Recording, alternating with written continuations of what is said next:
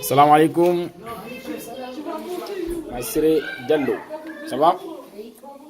J'ai des questions à vous poser. C'est quoi la sunna?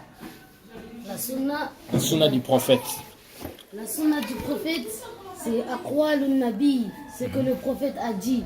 Wa af'aluhu, et ce qu'il a fait. Wa taqriratuhu, et ce qu'il a vu et qu'il n'a pas interdit. Wa awsafuhu al-khalqiyya, et ses caractéristiques physiques. Wa awsafuhu al-khulqiyya, et ses caractéristiques morales. Wa hiya ma yuthabu fa'iluhu, et on récompense celui qui pratique la sunna.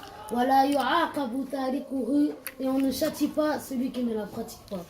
Masha'Allah. Donc on a compris la définition de la sunna, mais on entendait dans tes vidéos que la sunna est divisée en deux. Nous, à la base, nous on connaît que la sunna c'est la sunna. Mais toi tu as dit que la sunna est divisée en deux, mais comment? Tu peux nous expliquer? Oui, il y a deux sortes de sunna. Il y a la sunna qui est dans le but de transmettre le message d'Allah. Et il y a la sunna qui n'est pas dans le but de transmettre le message d'Allah. On prend un exemple sur la sunna qui n'est pas dans le but de transmettre le message d'Allah. Le prophète avait une bague sur sa main et il aimait cette bague.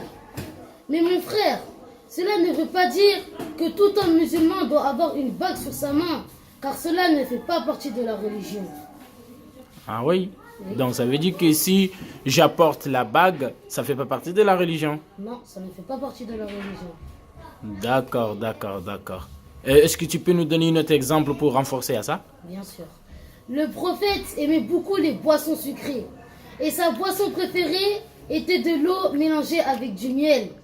Mais mon frère, cela ne veut pas dire que tout homme musulman doit aimer les boissons sucrées, car cela ne fait pas partie de la religion.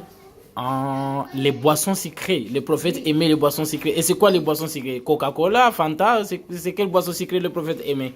Il aimait les boissons avec du fruit, avec de l'eau, du fruit mélangé avec de l'eau, ou bien comme je viens de vous dire, du miel avec de l'eau. Du miel mélangé avec de l'eau. Oui. Masha'Allah.